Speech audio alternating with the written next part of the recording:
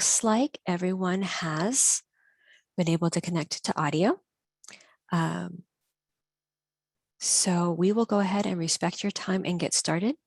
My intent is to pause periodically for questions, again, either through the chat that Mr. Sonoda can read out for us, or through, you may unmute yourself at that point. And then I'll also try to hold some time at the end for everyone to be able to ask their questions if we haven't answered them in time. So we are going to go back to the top of the agenda. Our goals for today are to talk about the three main pieces of software that we use pretty much daily, if not weekly, with the PLC program: Pathways, Schoology, and Summit Learning. So you are welcome to follow along and click along with us, or if you're more comfortable, you can just watch and then practice later on your own. Pathways is basically what functions as the school environment that we use.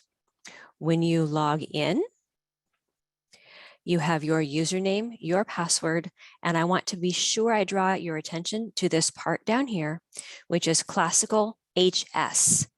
If you came up through one of our other programs, that Pathways system was just classical or just coastal.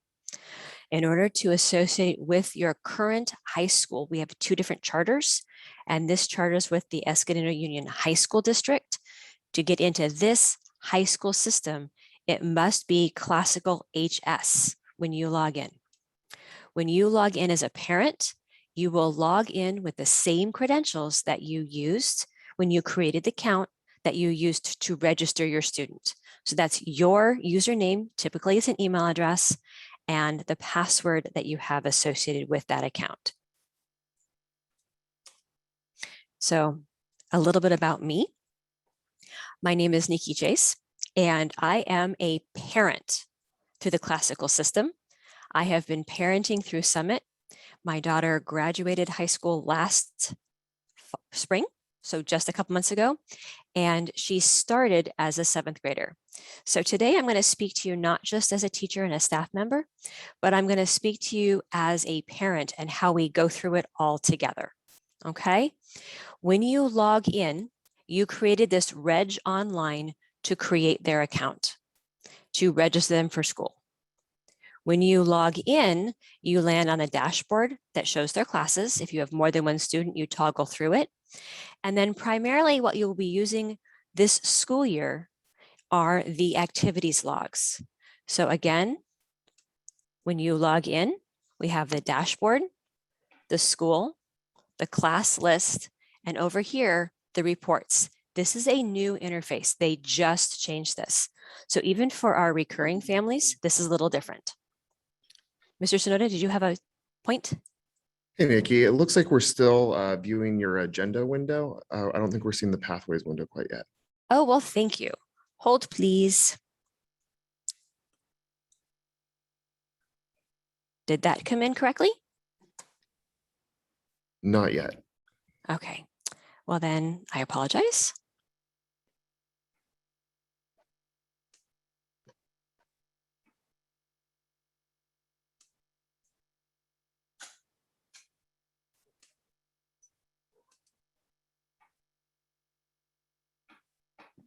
There we go.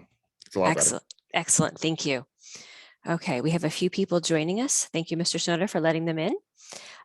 So we are going to continue with Pathways. So in Pathways, again, when you log in, you land on your dashboard. So when you log in, please be sure that you are logging in to Classical HS.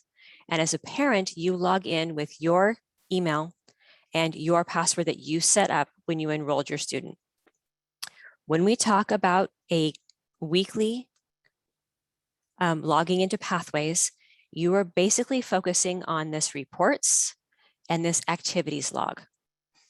When you go to activities log, you have two options. The first one is the reading log, and that is where every parent needs to log in and put their initials down that your kiddo has been reading every day. So every school day, they should be reading something, whether it's independent reading for you, reading for one of their courses, or reading their coursework on Summit, all of that counts as reading. This is a requirement we have through the state of California, and basically it's how our independent study program takes roll. So to get there, you would reports, activities log, and then the first log type in the drop-down window here is reading log. When you click on reading log, you're going to then show log. And when you scroll down, please initial if your student read a minimum of 20 minutes each day. That doesn't have to be novel reading. That can be reading and reviewing resources in Summit. That could be working in Schoology. But for every school day, you're going to put your initials in. And this is a requirement that will be due when you have your first cohort conference. So I'm initialing for the first 3 days of school that were last week. And then I'm going to initial for today because I know my son has already been working in Summit and reading resources. When I finish that, I'm going to scroll all the way down to the bottom and click on save, except it's missing. Does anybody see save? Aha, save changes is up here. Again, I apologize, it's moved. Every time you make a change in the document, you want to be sure that you click on save changes.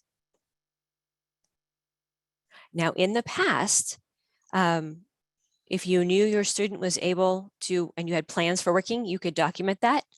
Please, please, please be sure that by the time we finish the quarter, if I scroll down rapidly, you will see that it goes all the way to the end of the quarter, which is Friday, 10/22.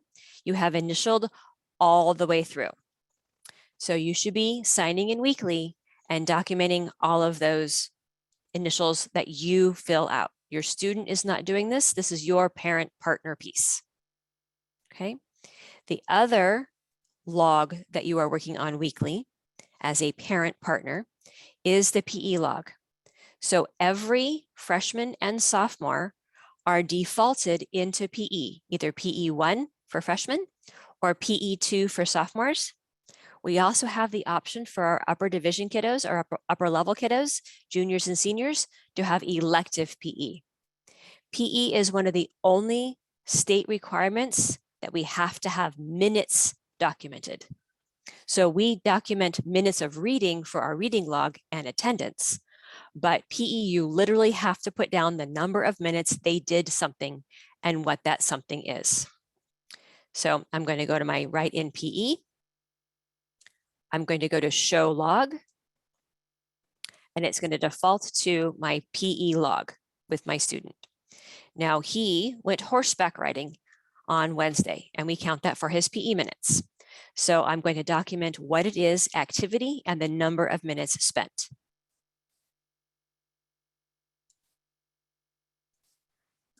And that would be 60 minutes. Do not put in hours, please, put in minutes only. On Friday, he does household chores for me, which includes bending, stretching, and exercising. I get to count that, but I don't necessarily want to call it chores. So I'm going to call it athletic movements, or I can call it walking, as he's walking through the house running the vacuum. And he does that for 45 minutes on Fridays. If you have an athlete who has a structured schedule, you can put that in. If you have a family activity or a dancer or something that happens on Saturday, please notice that we do not record PE minutes on Saturdays. We record them on school days, but you can split it up and put it on the preceding Friday or the following Monday. We want to give your kiddo credit for the athletic activities that they do. If they've got a 90-minute course that they take for Taekwondo or ballet on Tuesday and Thursday, put that in for 90 minutes. Every week, if it is a full 5-day school week, you should have 200 minutes. That's an average of 40 minutes per day.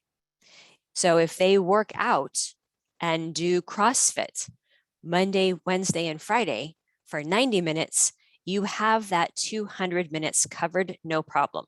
You would have had 270 for that week. Okay. Again, every time you make a change, you click on Save Changes. And that is really what you need to be doing in Pathways in parent support. So again, to get there, you go to reports, you go to activities log. There are two types of activities: the reading log, where you put your parent initials for every school day, and your PE log, where you document the changes and the activities that you do. Every time you make an entry, you click on Save Changes. The other really important pieces that you'll find in your parent log were your master agreements. If you have not signed those master agreements, please get those done today at the latest. We cannot keep you in our program without signed master agreements. Also, there was a form that you filled out that indicated the number of people in your household and the general income of your household. It was the household data sheet. This is a federal data point that we share out with them. It does not necessarily affect your status with us at all, but it does provide valid information for those reports that we have to submit to help validate our program and let everybody know who actually chooses to attend a charter school. So if you have not done that yet, that is also available in your Pathways system. I'm going to pause here and ask if there are any Pathways questions for us today.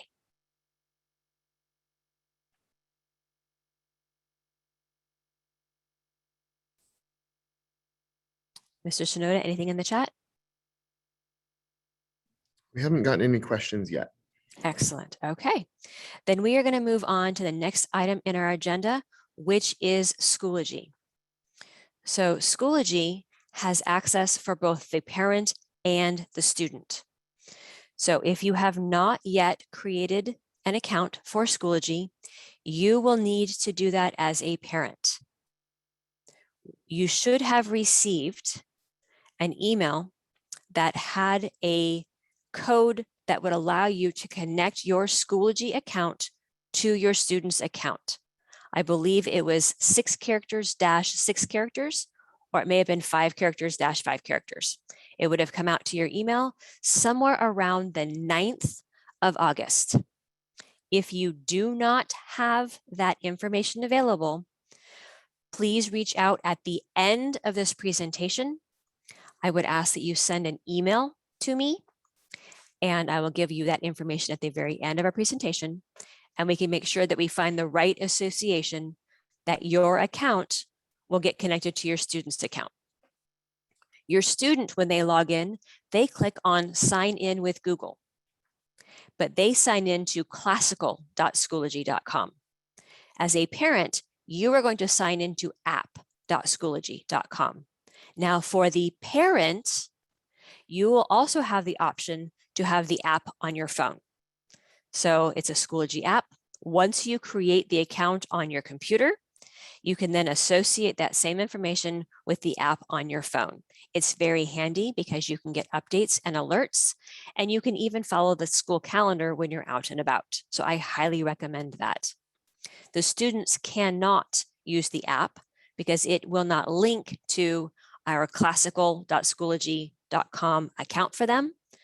That's really important that they always sign in with Google first, because that allows them to link all of the work they're using in their G Suite, their Google account, to Schoology and to Summit. That's why we log in that way first. We created the account with them.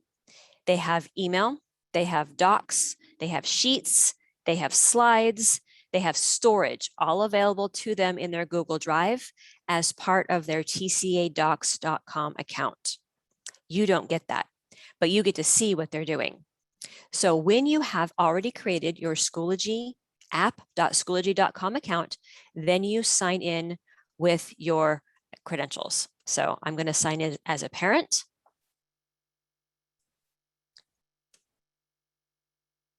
If I put in the correct password, I apologize.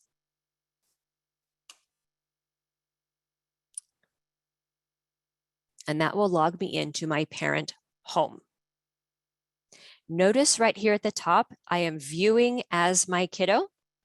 I also have the option to view as myself. We're going to start there. When I view as myself, I have access to parent information. What happens is we as a program do not bombard your email.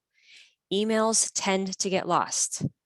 Now, your cohort teacher may choose to be sending out cohort emails, but each of the individual course teachers will be posting all of that update and all that information into Schoology.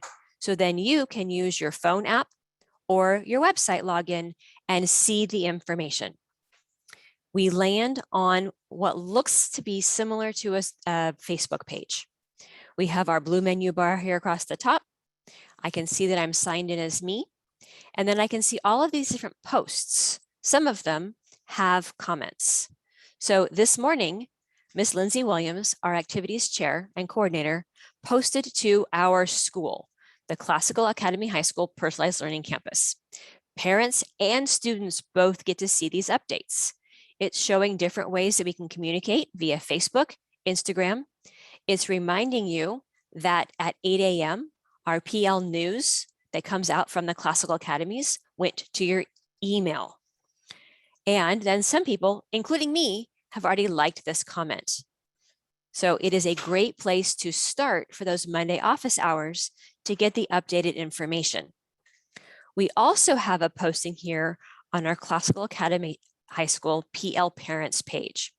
So there is a group, and the group code is listed in that agenda, that Google page that was shared at the beginning.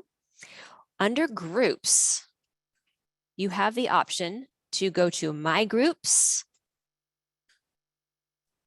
and join a group. When you join a group, it will ask you for that access code.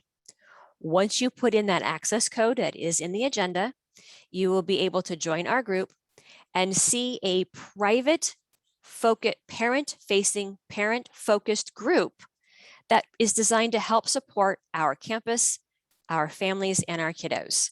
And that is our PL Parents page. This is separate from any other Facebook groups that you might join. We actually have administrators and several moderators, including myself, that pop in to help answer questions that you might have. I put in the boot camp sessions for the families to be able to find access to. One of our families is looking about carpooling. We have questions about opportunities that are coming up. And then you comment and you can reply. Here we go with PL Parents. There was an all call for we needed volunteers for the luau, as well as donations of activities or donations for volunteers and items for the luau. Questions about where to find elective. So this is a great resource that we have for you. I would encourage you when you join to kind of read back in time. It's a great wiki resource because although I'm one of the moderators and Dr. Perez pops in here, and we have both of our academic coaches in here, Bree Long and Taylor Williams, a lot of times our more tenured parents are on here and they pop in and will help answer as well. So again, this is the group that you find under groups and you add with that access code from our agenda. Now, if I click on courses, I only have a course that's related to robotics. So I don't have courses. If I go home, my best place to look is right here under recent activity, and that's all the posts, as well as all of the upcoming calendar events. So you can see that there's boot camp, there's the link for virtual office hours. We have a makeup picture day coming up that is at Studio on Tuesday, August 31st. If you want the official yearbook picture taken by a photographer or your student still needs their ID card, please plan your calendar to be able to attend that makeup picture day. Also an update with Labor Day no school. A note on the parent calendar. If you come up here under settings, drop down caret, settings, you get to choose how you get notifications and how you get announcements. This is really important. If you want to get bombarded with lots of announcements, I would encourage you to go up here on notifications and turn them all on. If your kiddo is struggling, I'm going to ask that you turn them all on because that will help you stay in the know. If you don't worry about your kiddo falling behind, if they're fully on track, you can back off on some of those notifications. But down here, under Share Your Schoology Calendar, you can select this iCal link and subscribe to it with your Outlook calendar, with your Google Calendar, with your Apple Calendar, whatever calendar software you use. If you subscribe to this iCal link, any changes to our school calendar will be live and synchronized to your personal updates. That is a tremendous advantage if something changes. Okay, so that is a strong encouragement on my part to help you be active in that parenting piece. Okay, so that is how you see it as a parent. What is most advantageous is the spy mode on your kiddo. So now I'm going to drop back, again, using the upper right-hand blue bar and view it as my son. You'll notice that I still have that PL campus update, but now I'm seeing class updates. I'm seeing English 2, I'm seeing ASL, I'm seeing world history. This is where if the teachers are posting updates, you will find them. And I recommend that you bring up this view for those Monday home office hours to be able to help your kiddo design how they're going to spend their time on Monday, which is an at-home day, and be aware of any upcoming due dates that may happen either for our virtual learners or even our on-campus kiddos to make sure they're meeting those deadlines. So for example, Mrs. Sonoda for English, and I know Ms. Bojo has done it already too, has announcements posted. This is what needs to be happening to make sure that we can be successful this week. So this is where number one, you want to start viewing as your kiddo in Schoology.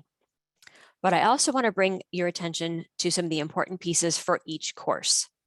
So from here, if I'm viewing as my kiddo, I can go up here to courses and you notice all of the courses populate. I'm going to come back to this one in just a minute, but I'm going to go back to that main page and I can also click here on that course.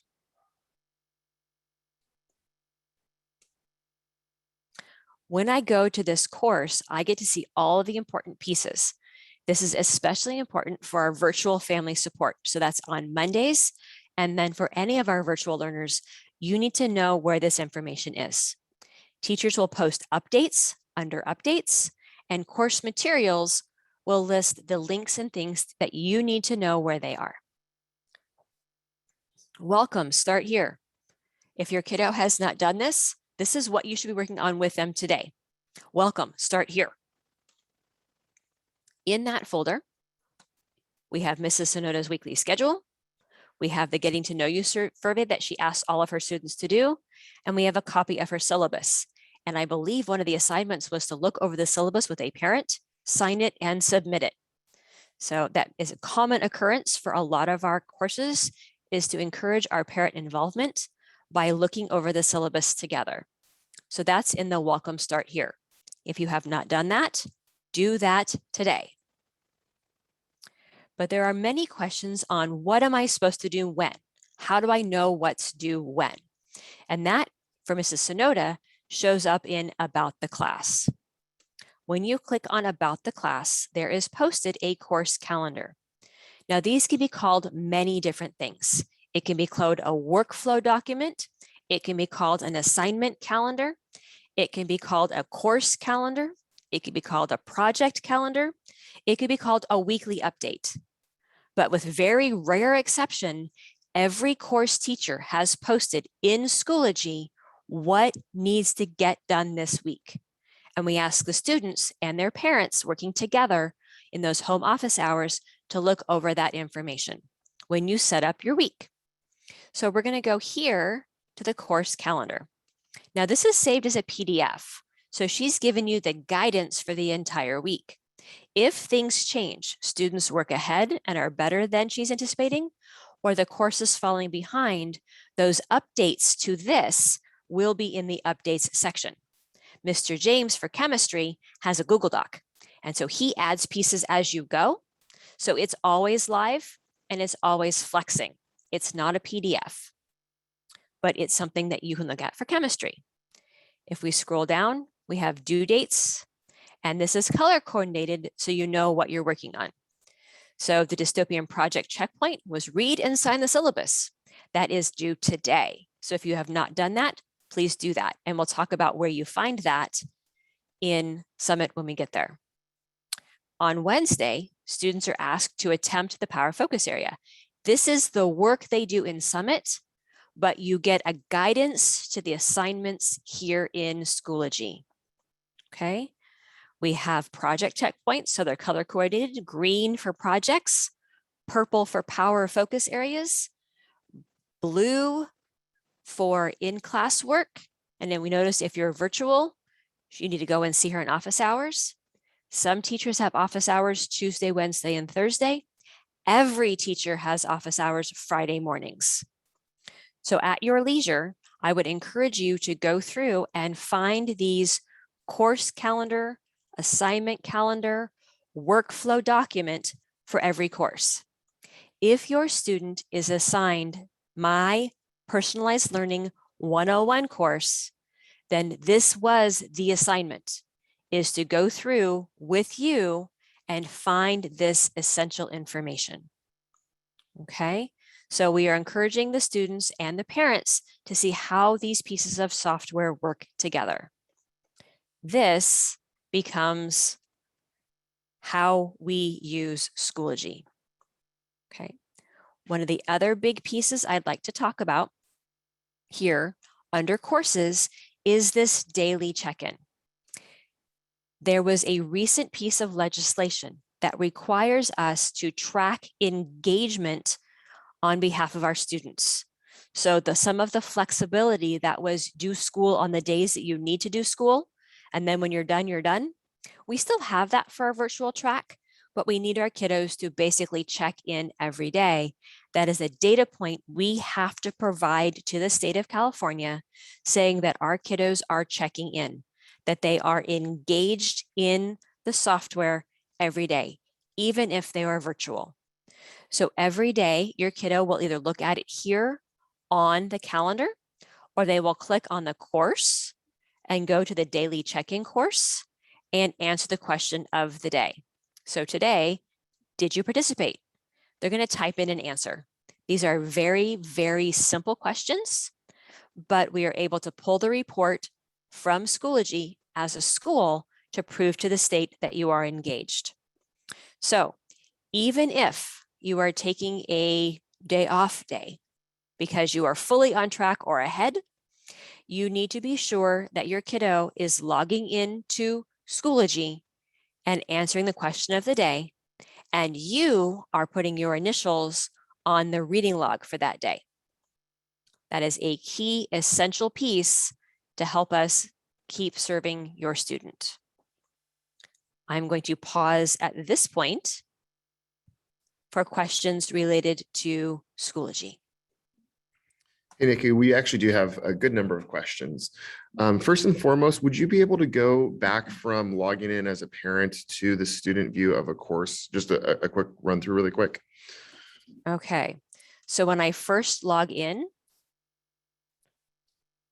do you want me to log out and then log back in again, or just show you how we toggle between the parent view and then the drop-down caret allows me to jump to my student view?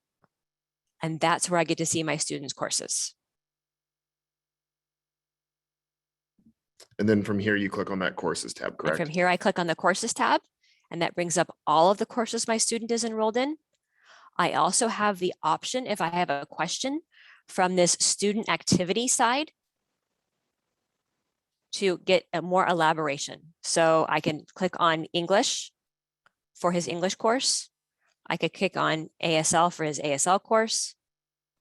And I could click on just from this main page as well. Perfect, thank you. So the next question I have from a parent is, how do we find out about the groups that are available to join? There are not a lot of groups available to join. Typically what will happen is there'll be announcements from the classical academies that come to your Monday morning news at 8 a.m. And for example, the group that I belong in, sorry, this is my son. So these are my son's groups. Let me change that. And that information will be available after they go through Club Rush. They'll be associated and they will be given those codes for the clubs that they're interested in. If I go to my groups, the counseling department pushed out a code last year. And so I signed up for that. I'm a member of the robotics team and then the PL parent group. So typically you will find the associated codes for those in the Monday morning announcements. Okay, and then we do have a question. Where do we initial the reading logs, and is that each day? So your reading logs are in Pathways. Once you log in, you go to Reports, Activities Log. This is the new interface, so it's a little confusing. And then write in Reading Log, and that's where you initial. And it's kind of a legal document, so you're supposed to log in every day and initial every day. But if you know that your student will be engaging in the platform weekly or every day, but you're going to create those initials weekly, that's fine. I just encourage you that every time you put your initials in, you click Save Changes. We only collect them at the end of the quarter. While we're here in Pathways as well, we had another question. Parents completing the PE log is one of the checkpoints in the kids' PE classes on Summit, correct? As in, once the parent has filled it out for the quarter, the kid can click Submit on that checkpoint. Correct. That is correct. So your your PE log is one of the work samples that we will be collecting from your student to prove that they are engaging properly in athletic activity and physical movement. And we get to submit that to the state as proof. And then we had one last question here. What if we created an account but did not start with the website app.schoology.com? How would you have created the account? Maybe we could troubleshoot that one a little later. That sounds good. I believe if you signed in with your phone for the first time, you could have created an account. As long as you can see your student associated with it, then it's probably okay. And if not, we can troubleshoot that later. Okay. So working down through our agenda, we've talked about Pathways, which is where you do your PE log and your reading log, logging in at least weekly to make sure we have current information on that. Logging into Schoology, at the very least, I would recommend twice a week, Mondays to help focus your kiddo on making their plan, identifying the big things to do, and on Friday, maybe doing the follow-up to help them collect or be mindful of the pieces that they may or may not have finished. So it's sort of that carrot and stick approach to parenting, help them set up their goals and incentivize getting done, and then follow up on Friday, that making sure the work gets finished. Now, talking about the work happens in Summit. There are very few exceptions, AP courses. Some of them are housed here in Schoology. I teach a reading genres class that is housed in Schoology, but pretty much every other course is housed in Summit. Summit encompasses the workbook, the textbook, the websites, the videos, the student work documents, the worksheets you turn in, all of that is housed in Summit. So the next link is summitlearning.org. If you just do Summit, it takes you to a church. If you do some variation of summit.com, it's a document storage device. So if you're getting to those, make sure you bookmark summitlearning.org. When you land on this page, you want to click on the login. This is the same view that your kiddos land in when they first log in. When you click on login, your kiddos will always log in with their Google Drive and their TCA Docs credential. That allows, again, the storage to sync to their Google Drive and them to use the Google Suite tools. For academic integrity purposes, it is very, very important that you always log in with this parent's login, unless your kiddo is sitting there with you. We have to ensure that their work is their work and that you are not submitting things on their behalf, even accidentally. It also is problematic for families that are working separately because you have the ability to log into your version, and see your kiddo's platform wherever you are. Check in on your lunch break from work, not a problem. They're on campus on a Tuesday and you're at home, no problem. But if they are working and you log in with their credentials from home, you kick them off. If they're taking an assessment, you lock them out. If you're looking at the work they're doing and they're trying to submit something with the teacher, you lock them out. So please be sure that unless they are there with you, you always use this parent's login. When you log in as a parent, you should have received an email that gives you a very strange username. It will be your kiddo's first initial, last name, dot, and some strange numbers. Please don't copy this because you don't need to join my son. But you should have an email that gave you this information for your kiddo.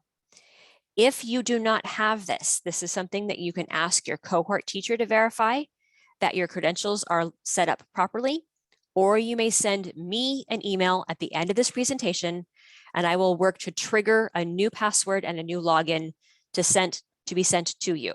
And I'll give you the how to ask for that at the end of this.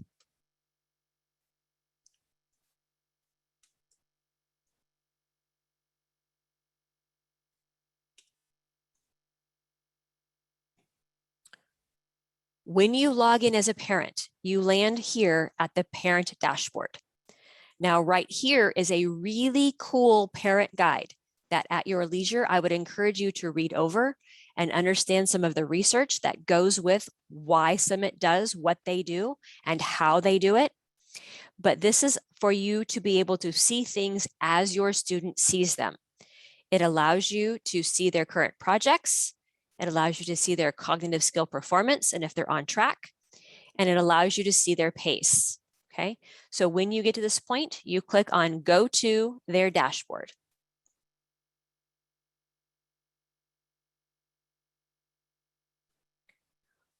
It should have taken us to our announcements page. So I apologize. Typically, when the kiddos line in, the very top tab is their announcements. So what happens is the teachers push out announcements for things the kiddos need to know, and they go back in time. So for example, I have announcements from 24 weeks ago. The students cannot clear the announcements. They can't say, oh yeah, I got it. Now they can choose to not read the announcements, and that is a common occurrence. So I would encourage you when you set up those home office hours on Mondays and those follow-up meetings on Fridays, that you make sure that you look over those announcements and ask for clarification from your student to make sure that they understood what was required and why it was worthy of making an announcement. For example, for the ASL courses, there's an announcement about what they're supposed to be doing and how to and when to log in. Ms. Bojo, for English 1, here's the link for Zoom for the whole school office hours and cohort meetings. So the announcements will show up there on that first page. The next page down, and this is a bump out, which I don't love, but if you mouse over to the blue on the left, it'll pop out. And the next is your week view. So one of the important pieces that you need to be doing with your kiddo on Mondays, and obviously I have not had my time with my son yet, is set up their goals for the week. This will look blank until your kiddo sets up their goals. Again, this is self-directed learning, and your kiddo gets to identify what it is due this week and what steps they need to do to get it finished and which days will work best. So this is not your traditional factory style education where the teacher gives a lesson, gives you practice in class, homework assigned at night that is due the next day. This is self-directed and personalized learning. Identify how I learn best, identify what strategies I need to use to learn, and demonstrate that I've learned the material. And so Summit looks a little bit different. Last year, I had a couple of kiddos that managed to convince their parents they had nothing to do for the first 3 weeks of school because they brought up this week view and it was blank because they hadn't set any goals. So that is not the case. Your kiddo should have goals set for this week. Ideally, they should have a minimum of one goal set for each class day, Monday, Tuesday, Wednesday, Thursday, Friday. An ambitious student or a highly planned student will have one activity per day of the week for every course. For PE, you can break out what needs to get done when, and you also can talk about when the deadlines are. Now, briefly, I would like to show for you how easy it is to add goals. So I cannot do it on behalf of my student. Remember, I'm logged in with the parent view, but I can talk to him about how easy it is to add goals. So for clicking on add goals, the very first power focus area we're going to talk about next is this one right here. Today, he should be taking notes on that focus area. So I clicked on that focus area. I click on study and take notes, and I on all objectives, and then create goal. Now I have an alert that I can't do it for him, but in less than 5 clicks, I have created a SMART goal on what he should be working on today. The other option is you can type in a goal. So this is trash out. And he gets to take the trash out for PE minutes on Mondays because we live in Fallbrook. So grabbing those wheelie bins that are really full and really heavy and hauling them all the way out to the curb where they get picked up, it takes him over 30 minutes. And I give him PE credit for that because he's walking and he's moving heavy things. So another way to keep track of your goal is to just type it in. Again, I can't do it for him, but that's how easy it is to set up goals. He obviously was excited about tomorrow and not so very excited about today. But I would encourage you during that home office hour time to set aside the ability to look at Schoology, see what's due, and then set aside a time to work on it each day. For ASL, he needed to remember that he has to have headphones, but today, Wednesday, Thursday, and Friday, he should also remember to work in the platform for a minimum of 30 minutes, and he should have those goals set for every day. When he finishes them, he checks them off. Again, this is a personalized plan. So Summit does not keep track of when they do the work. The students get to validate themselves. I don't know about you all, but I love crossing off items off my to-do list. It's very validating. A blue goal turns green when they complete it. The next item down is the most important view for all y'all. That is the year view. So if you click on year view, it will show the entire year at a glance. Now it's kind of a misnomer because we award units for graduation by semester. So we only load one semester at a time. And you can see from the top down, there are all of the courses that we saw in his Schoology, minus that daily check-in, and the cohort. Those do not show up in your year view because they are not graded courses. We also see this pacing line. Now, last week it was over here at the beginning. It moves in daily increments, one day over until we reach the end of the quarter. Officially, the end of the quarter is January 14th. I believe we are looking to have all of the student work done on January 7th, which would build in a 1-week break because we are not a seats in seats program. We are a work-based program where you show mastery of the content and you demonstrate your knowledge in a project. And when you're done, you're done. So your kiddo can build in a 1-week break by getting their work done by January 7th. This pacing line is important because if the work is not complete by the time the project or the focus area is done, it will turn red. When you are in parent spy mode, you need to remember blue is not assigned or is in progress. Green is good to go. If you are seeing lots of green in your kiddo's platform, they are on track and making progress. If you see yellow, it means they are working in their platform, but they have work to do. And if you see red, it means they are not working in their platform, they are not understanding the material, and they stop, meet with the teacher. We need to get this squared away. So green is good, yellow is whoa, take it slow, and red is stop, pay attention to me. We need to work on this together. So it follows that same strategy of digital badging. And we see those 3 colors throughout the Summit platform.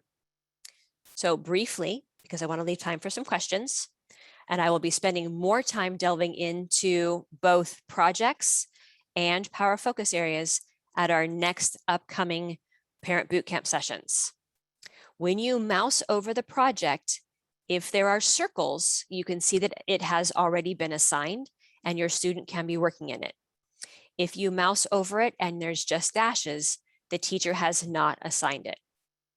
I'm going to open this first project and we're going to talk about the parts of the project. This is teacher-directed, teacher-driven learning. We teach through the projects. If you start at the top, this is the title of it. The project overview gives us an explanation of what we're going to be working on, what this project is about.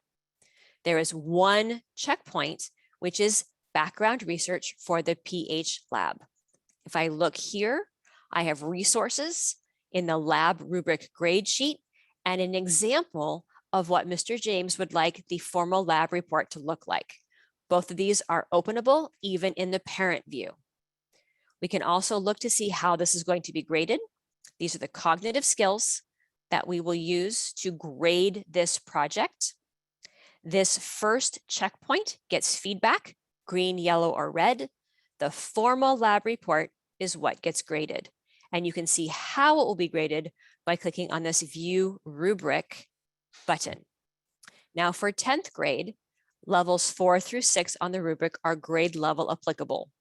A 4 is considered 70% mastery. A 5 is considered 85% mastery. And a 6 is considered 100% mastery at this grade level. Now it does scale, so we grow every year. It is possible for your 10th grader to score a 5.5 because they just did pretty well, but not fully mastered. It's also possible for them to score a 6.5, better than a 6, but not quite a 7. And that would put them up there at that grade 11 level. So if we look at the rubric, you can see exactly how these cognitive skills, all 3 of them, will be evaluated in that final product. So again, I'm using the language of learning, the lexicon of Summit. This is a project. This first one is a checkpoint. The starred one is the final product, and that's what gets graded. I look here and there's yellow, which means my son submitted it, but he did not get the grade that he was looking for, or did not demonstrate the mastery of the material that the teacher was asking for. Now, this isn't even due until September 30th, the entire project, but this checkpoint is designed to help them build their skills for success. To see what it is your kiddo should be working on, you mouse over and it opens up the checkpoint. This is what's being asked for. And this is an example of feedback. So it was yellow. If it was green, it means thumbs up, you're good to go, keep going. If it's yellow, it means he missed some pieces. And so he got feedback on what he missed. This is designed to coach them into the best possible product. This is not designed to be punitive. It's designed to help them grow. We are teaching and using that growth mindset to get to the best option. When my son finishes revising what needs to get fixed, he will submit for feedback again.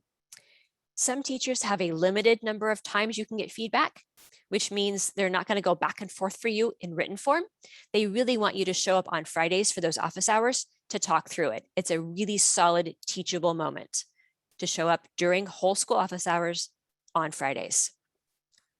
Back to our year view, the next drop down underneath that project, if I mouse over, I can see that that project uses both atomic structure and atoms, molecules, pure substances, and mixtures. That's that foundational knowledge information they need to know to apply in that project. So I click on this first one, and as a parent, I can open it up. I lied. I want to do the next one, I think. I'm going to come down here and look at plot devices. They all work the same, but I picked this one because I wanted to show how you attack a power focus area. This is that essential knowledge they have to apply to that project. And you start at the top and you work your way down. Again, the title is Plot Devices 10. It builds on Plot Devices 9. This is what the focus area is about. And this is a standards-based curriculum with a standards-based description. So these are the California standards that by working through the project, your student will learn. These are the key terms that should be defined in their notes. And this is the project that it relates to. So that information is all available here. We start at the top, we take the diagnostic. This diagnostic was 3 questions, and it's designed to activate prior knowledge.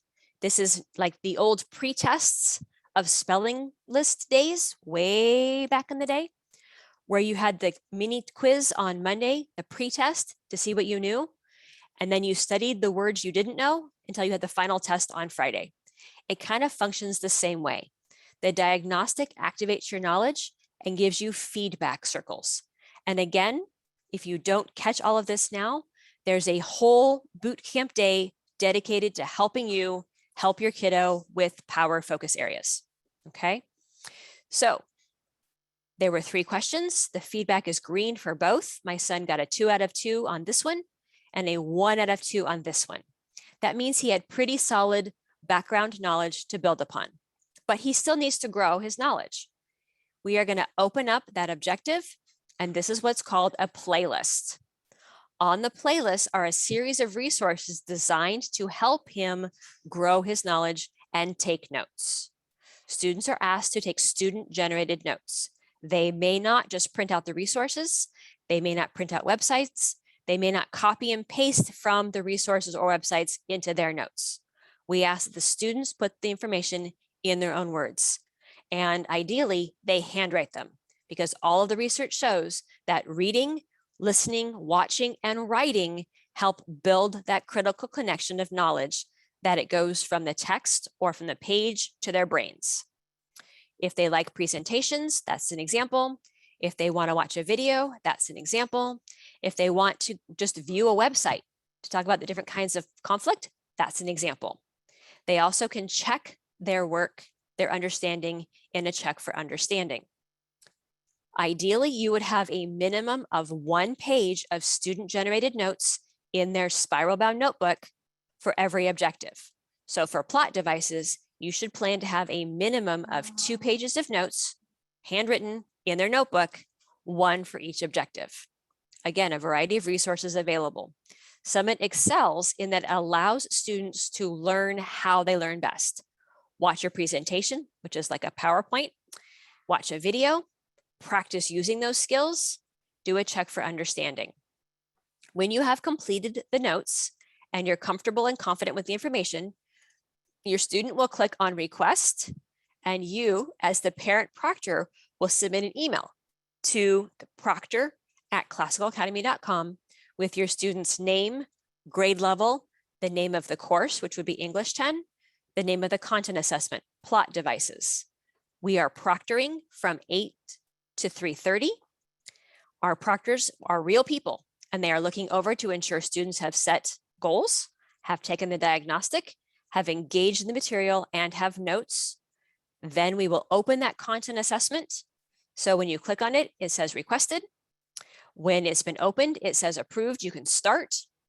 Once you have had your content assessment approved, it is valid for 8 hours. So 8 hours from the time it gets approved till the student can start it.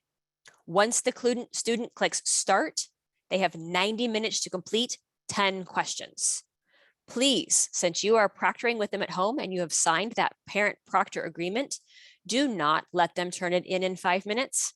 They cannot adequately and critically read through those questions and get them answered correctly. A 10-question quiz in 5 minutes. Encourage them to read over and try again before they hit submit. The grading is instant. And so if it turns green, it will be because they got an 8 out of 10, and that is considered mastered. If they get an 8 out of 10, there is no grade benefit to judge it up to a 9 out of 10 or 10 out of 10. The box back here in their year view will turn green, and they're ready to move on to the next power focus area. All power focus areas need to be completed and turned green to pass the course.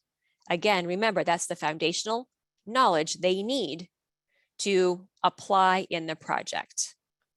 Last bit on Summit, for grading, projects make up 70% of their grade.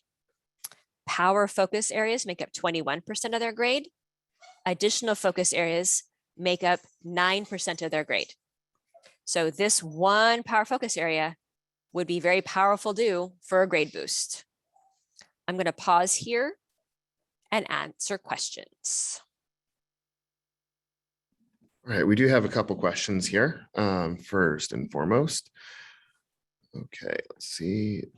So for the weekly checklist, is that monitored or turned in for a grade in some way? And then what if we have our own system for tracking goals? Do we have to use the weekly view? Let's go back to the week view here. Is it monitored? Yes and no. It does not get turned in for a grade, but your cohort teacher will want to talk to you about the goals you are setting in your weekly cohort meeting, in your weekly mentoring meeting. So if you have your own system for tracking assignments, that's totally fine. You will be required to submit goals before we will approve a content assessment. And that could be as simple as adding a goal, looking for the focus area you're looking for, pass content assessment, create goal. So the proctors will be looking for that at the minimum before they can open a content assessment for you. I would encourage you, if you are not setting SMART goals, that you practice in this week view, because that gives you the specific, measurable, attainable, realistic, and time bound. It talks you through that process. Okay, the next question we had was with regards to the checkpoints. Do they get to choose which method they want to learn the material, video, or reading, so they don't have to do all those things on the list? That is correct. When we're looking at the power focus areas, that is where it's self-directed, and they get to choose the strategies and the materials that help them learn the best. Now, if you do not master it the first time, let's say our kiddo gets a 7 out of 10 on their first attempt for their content assessment, they would get a red feedback circle. And that would indicate they need to jump back into that objective and take more notes and probably view more of the resources. Our proctors are empowered to open a first and second attempt on those content assessments, but we don't want our kiddos spinning their wheels. So if after 2 attempts, they don't have it mastered, then they should be planning a time to meet with their course teacher to go over what they're missing and what they don't understand. What I love about this is they don't have to say, I don't get it at all. They can say, I am really struggling on how we're creating the mystery and tension, or the difference between mystery and surprise. And their teacher can provide them that targeted instruction on just the pieces of content that they're struggling with. Terry just dropped in a question. Are the tests open book, open notes? Great question. The content assessments, which is the closest we get to a test, are open student-generated notes. So you take them in a lockdown browser. The document you signed kind of talked about assessment mode and installing that in Chrome. They cannot go back and look up answers in the resources, nor can they jump into the web and Google it. But if they've written it down in their student-generated notes, they are allowed to use their notebook and any notes they have taken when they're taking the content assessments. Your role as parent proctor is to ensure they're only using their notes and their knowledge. They're not on the phone with a friend wikiing it. They're not asking you, and they're not double screening on a different device looking up the answers. We again want to maintain that academic integrity piece to ensure that the grade that they are awarded was earned by them and their high school diploma actually matters.